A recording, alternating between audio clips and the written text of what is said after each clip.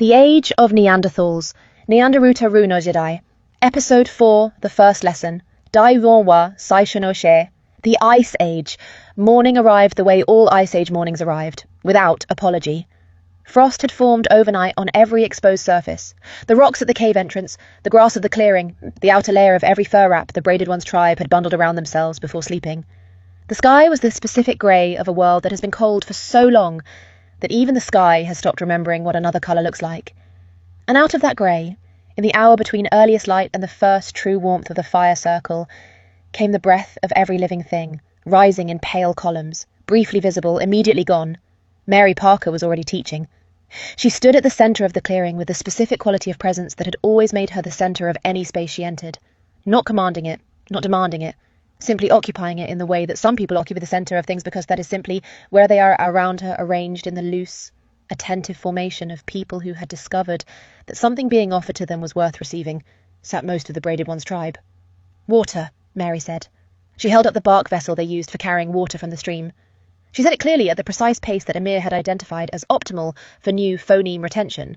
Not so slow as to be patronising, not so fast as to lose the specific shape of the sounds. Water, the young Neanderthal child said immediately, the same child who had been attaching herself to Mary since the first morning. Her English pronunciation had developed the fastest of anyone in the tribe, which had everything to do with proximity and nothing to do with accident. Water, the Braided One said, slower, each syllable carrying the weight of a leader who does not repeat things casually. When the Braided One produced an English word, it carried the specific gravity of something that had been fully considered before it was attempted. Good, Mary said, to both of them, to all of them. Princess was at Mary's right side, where she always was, demonstrating the physical gesture that accompanied the word. Her hands cupped the invisible shape of water. She showed how hands could carry, be meaning when sounds were still unfamiliar. How gesture and word worked together to build comprehension from two directions simultaneously. Food, Mary said next. She held up a piece of dried meat. Food, the tribe repeated. Varying degrees of precision, uniform degrees of effort. Amir Chambers was not standing. He was moving, which was, for Amir, the most natural teaching state. He circulated through the gathering with the systematic efficiency of someone who had designed the lesson's architecture and was now monitoring whether it was performing as intended. He paused at each cluster of tribe members, listened to their repetitions, and made the micro-adjustments that prevented small errors from calcifying into habits. He noticed the Braided One watching him as he worked. She had been watching him for several days, with the specific, calibrated attention of someone assessing a variable they had not fully categorized. He had learned to read her watchfulness well enough to know that this was not suspicion. It was the appraisal of an experienced leader who understood that information about the people around her was both survival relevant and never complete. He moved beside Princess. The tribes absorcionati sakilatini, he say, kilio sayole she heard. The vocabulary we're introducing today is building on established roots from the previous sessions. The synaptic pathways, being formed are not individual word-to-meaning connections. They're beginning to develop grammatical pattern recognition. Meaning they're not just learning words, Princess said. Meaning they're beginning to understand English as a system, Amir said. That's an extraordinary distinction, Mom. Most early language acquisition works word by word for much longer before the structural comprehension emerges. These people are different. Princess looked at the assembled tribe, at the Braided One's focused expression, at the child whose mouth was shaping English sounds under her breath even when no one was actively teaching her. They've always been different, Princess said. We just didn't know it until we got here. At the clearing's edge, Rasheem Parker was running the command practice. This was Rasheem's specific contribution to the morning lesson.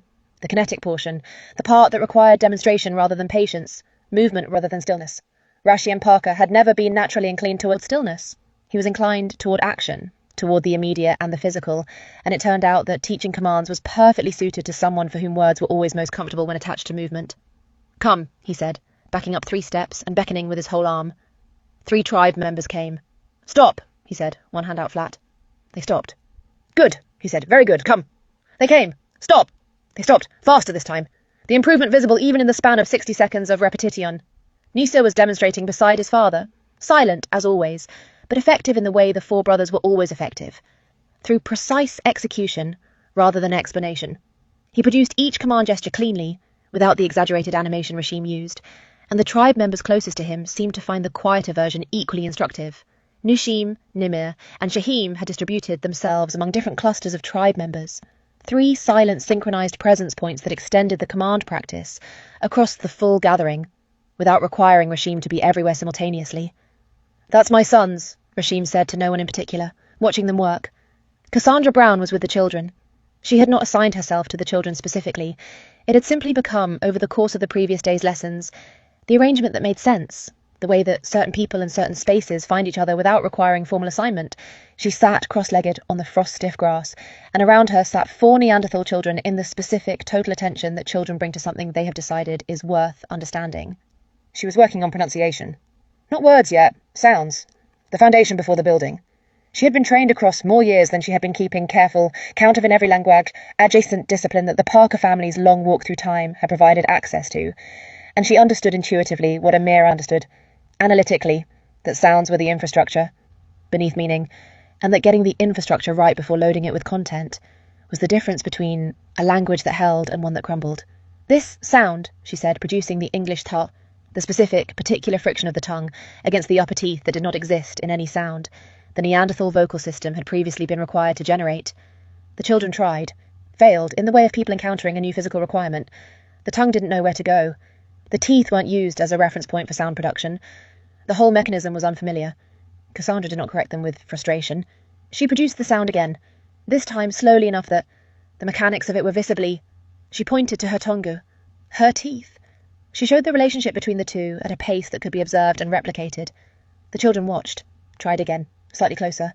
Better, Cassandra said. She said it with the quality of someone who meant it, not as encouragement regardless of result, but as an accurate assessment delivered without performance. The youngest child, who had been watching Cassandra with the particular devotion she usually reserved for Mary, produced the sound again. It was right. Cassandra looked at her. Yes, she said, simply. The child produced it a second time, practicing the way children practice things that have just worked, running the successful mechanism several times in a row to make sure it holds. Parker was watching everything. He stood at the clearing's eastern edge, not the interior, not the teaching position, but the specific location that gave him simultaneous sightlines on the tribe, the lesson, the forest's northern approach, the eastern ridge where the rival group's fires had burned the previous 3 nights, and the distant tree line to the south where he had twice noted specific disturbances in the small animal population that suggested something large and territorial was moving closer. His hands were loose at his sides. The nunchucks were at his hip, not drawn, not displayed, simply there the way. His waypawns were always simply there, present, accessible, not required until they were. His breathing was at its resting register. His eyes were moving, not rapidly, not the anxious scanning of someone looking for threats they cannot identify. The slow, systematic sweep of someone cataloguing an environment so thoroughly that any change in it would register immediately as a disturbance in a familiar pattern. He saw the lesson, he saw the braided one watching Amir, he saw the rival group's forward position on the ridge. Had occupied for 3 consecutive days.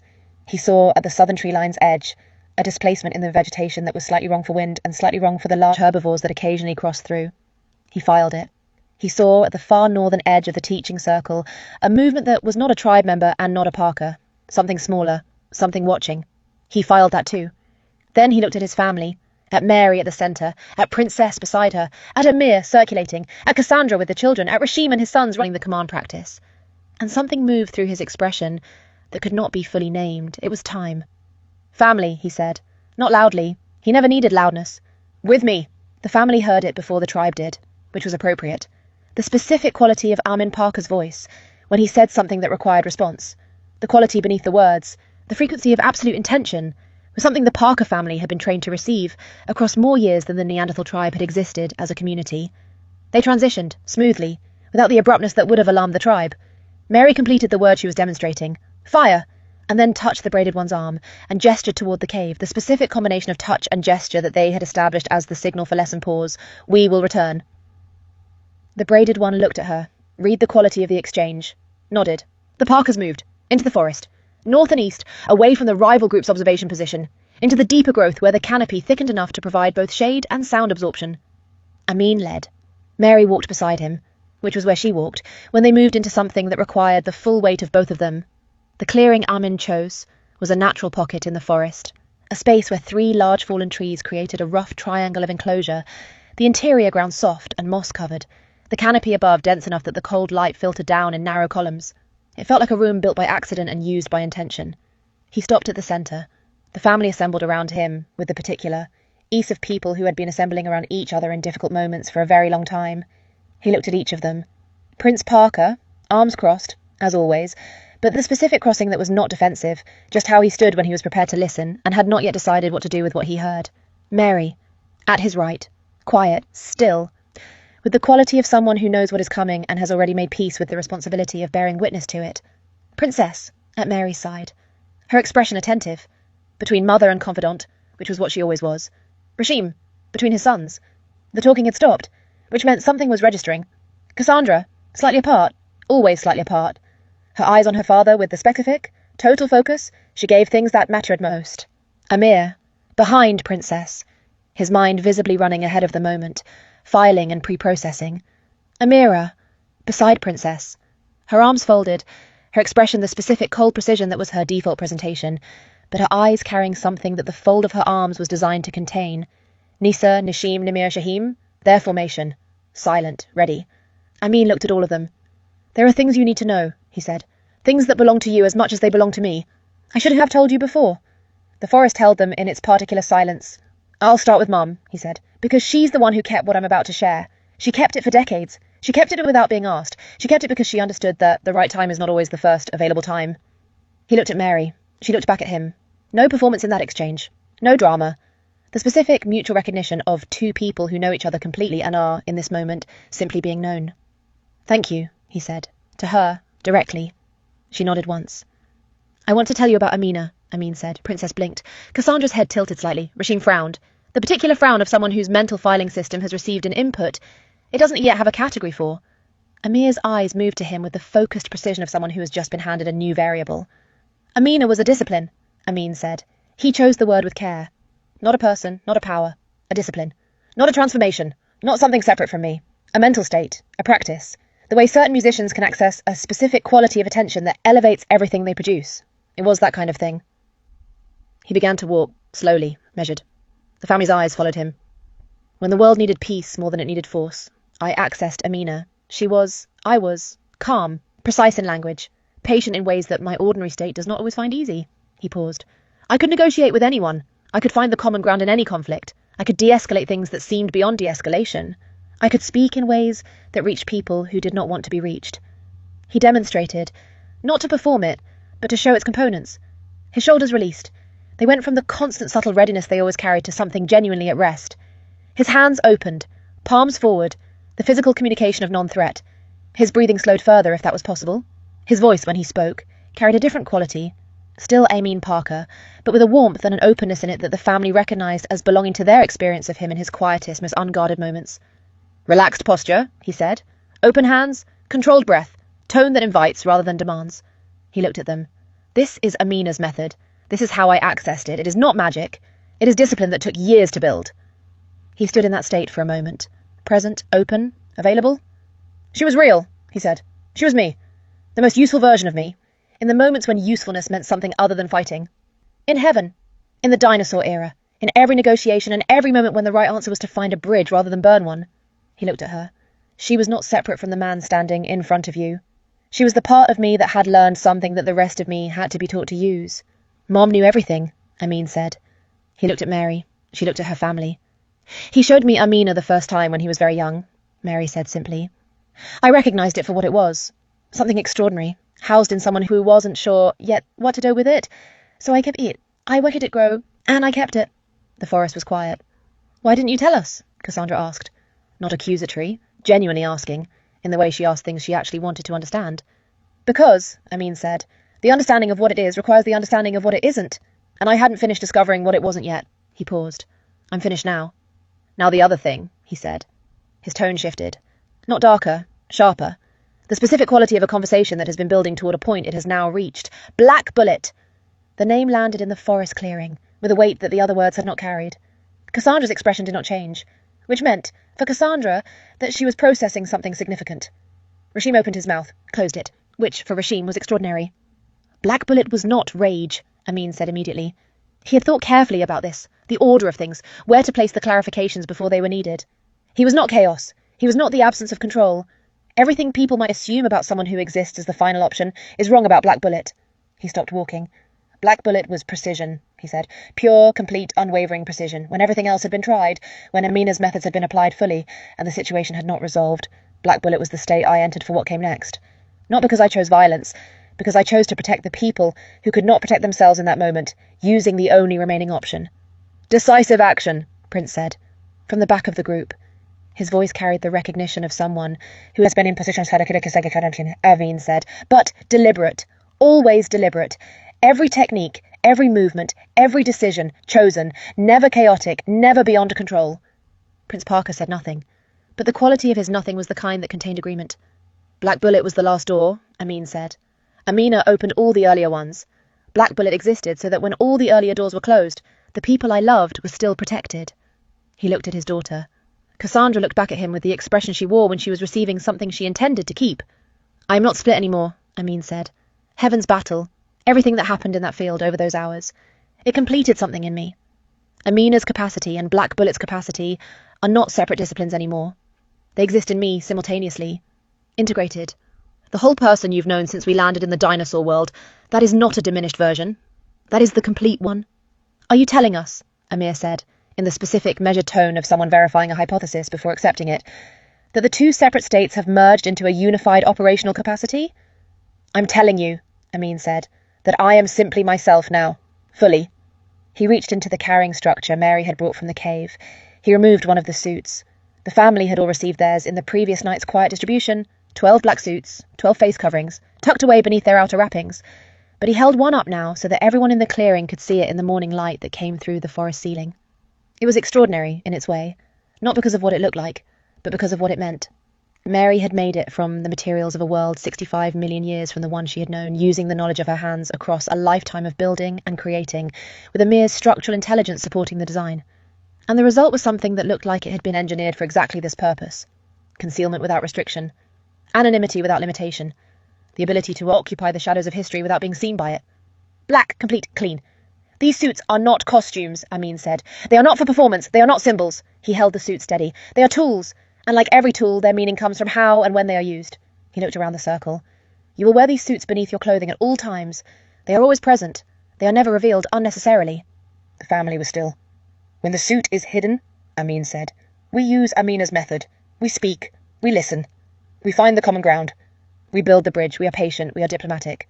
We give the situation every possible opportunity to resolve without force. He paused.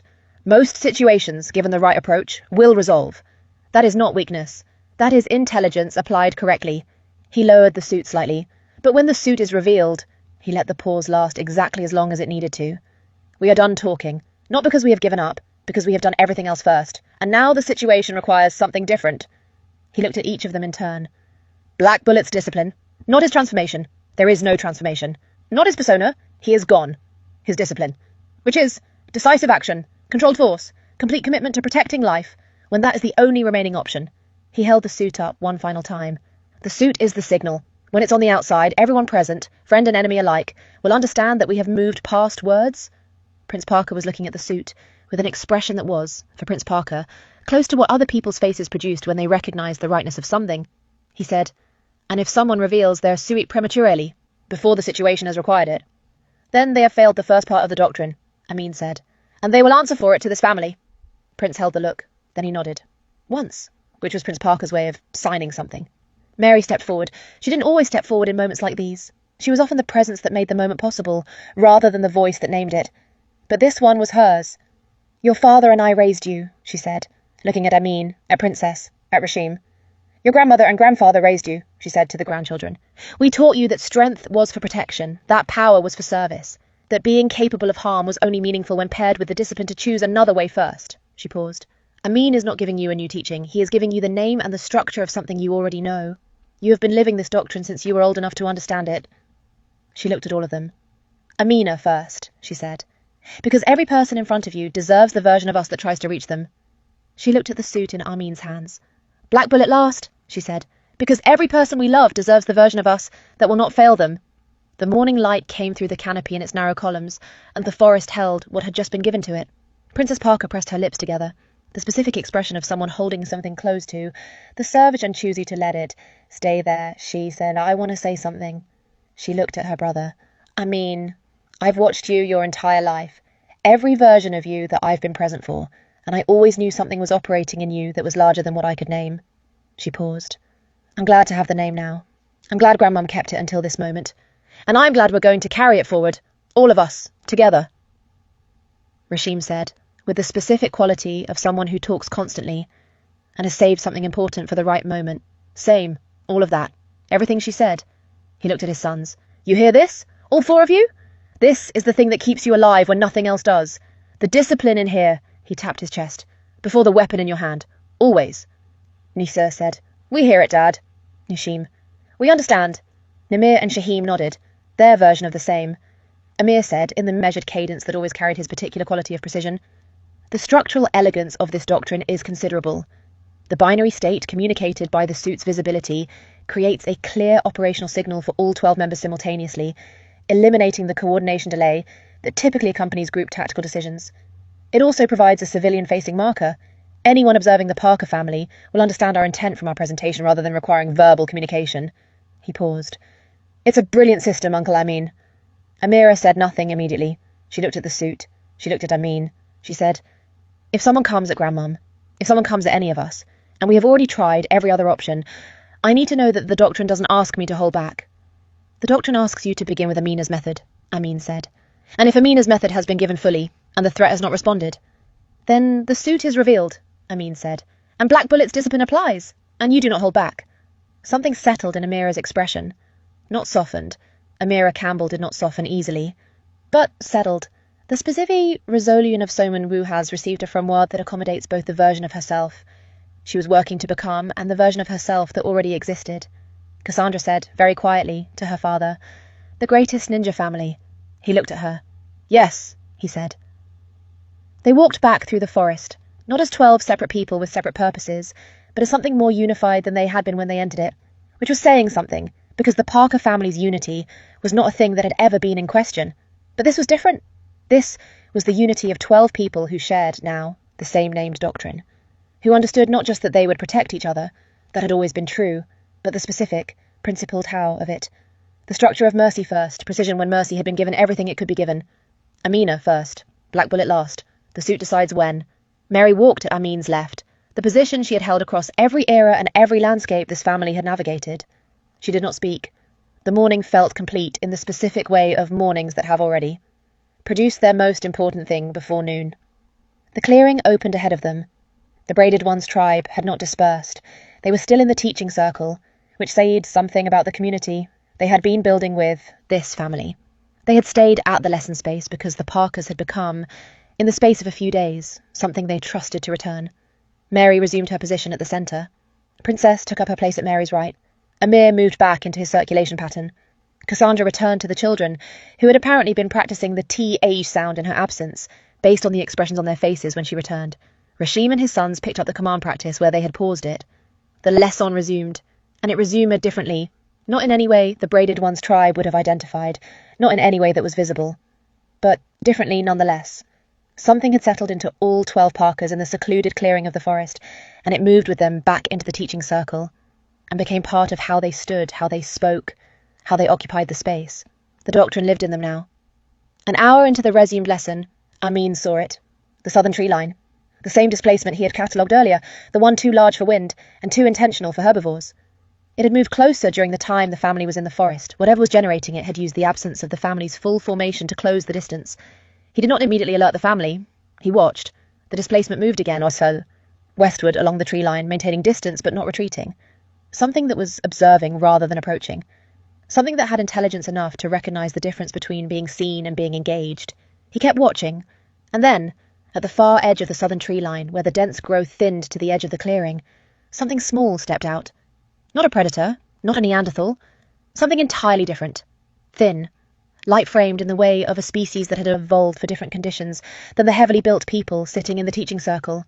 A child, young, perhaps 7 or 8 years old by any estimate. Dark eyes, hair that was different in texture and density from the Neanderthal children's, a face that was, structurally, recognisably closer to the faces of the Parkers than to the faces of the Braided One's tribe. Homo sapiens, the first one the family had seen since arriving in this era. The child was watching the lesson, not with fear, or not primarily, with the specific total attention of something that has discovered something it does not have a name before and cannot stop looking at. It looked at the teaching circle, at Mary, at the words being exchanged, at the specific, extraordinary sight of beings who were not its kind and not the other kind it knew, producing sounds that had structure and intent. Then its eyes moved, the way every creature's eyes moved when Amin Parker was in the same space. They found him, Amin was already moving. Not fast, not with urgency, not with the explosive directional commitment of a combat response, with the specific quality of movement that was Amina's method made physical. Slow, open, non-threatening. Each step placed deliberately. His hands open and visible. His breathing audible at normal conversation distance. The sound of something that is not afraid, and does not need you to be afraid of it. He crossed the clearing. He passed the teaching circle. Mary's eyes tracked him without interrupting her lesson, the specific peripheral wisdom of a mother who knows when her child is doing something that requires observation but not intervention. He reached the clearing's southern edge, 15 feet from the child. He stopped, knelt. The child froze. The specific total stillness of a small being that has not yet decided whether the thing approaching is safe, and has chosen stillness as the most defensible state. While that decision is being made, Amin did nothing. He knelt in the frost-stiff grass at the clearing's edge and waited, the way he waited for everything, with the complete, unhurried patience of someone who had stopped measuring time by minutes and had started measuring it by what was needed. The child looked at him. He looked at the child. No words, no gesture, just the specific quality of presence that every living thing eventually recognized as something other than threat. The child's hand, which had been gripped around a stick it was carrying, loosened slightly. The braided one had seen it. She had been watching from the teaching circle, watching Amin, watching the child, reading the situation with the immediate, total accuracy of an experienced leader who had been navigating the complex, territorious, betuin different peoples for her entire adult life. Her expression was not alarmed. It was assessing. The specific expression of someone who is watching a development that has implications she has not yet fully calculated. The Neanderthal child, who had attached herself to Mary, looked up from her pronunciation practice. She saw the Homo sapiens child at the clearing's edge. She looked at Mary. Mary looked at her. "It's all right," Mary said, in English, which the Neanderthal child did not understand yet, but in the specific quality of voice that communicated the meaning beneath the words. "It's all right." The Neanderthal child looked at the edge of the clearing again. She looked at the thin child, at Amin kneeling, at the distance between them. She said something in her own language, brief, quiet. Mary did not understand the words. She understood the quality. That child is alone. At the clearing's edge, the Homo sapiens child took one small step forward, just one, then stopped, and looked at Amin, who was still kneeling, still open, still breathing at its slow, steady rate. The alpha aura doing what it always did, not broadcasting threat, but broadcasting something that was, in certain ways, more powerful than threat. The specific biological signal of something that has already decided it will not harm you and does not require you to believe it. It simply remains while you arrive at that conclusion yourself. The child took another step, stopped again, looked at the teaching circle, at Mary, at the Neanderthals, at all of it. This impossible convergence of beings who were not supposed to be here in this era, in this way, looked back at Amin, and took one more step. The Ice Age wind moved through the clearing. It carried frost on it, and the distant smell of mammoths, and something that existed only in the very cold air of very old places, the specific quality of an era that has not yet been touched by what is coming. At the centre of the teaching circle, Mary Parker continued the English lesson. "Together," she said. "Together," the tribe repeated. At the clearing's edge, Amin Parker knelt in the cold grass, and a child who was the earliest version of the human species that would eventually fill this world's continents, looked at him with eyes that were curious and afraid, and something beyond both of those. Two species, one moment. Between them, nothing spoken, no language that bridged the gap. Not yet, not from this child, not in this direction, only presence. Only Amina's method, applied without a word. Only the specific quality of a man who had been the most dangerous thing in every room he had occupied for hundreds of millions of years, choosing in this moment to be completely still, so that something small and frightened could decide, entirely on its own, whether to trust him. Cassandra watched from the children's circle. She thought, this is what the doctrine looks like.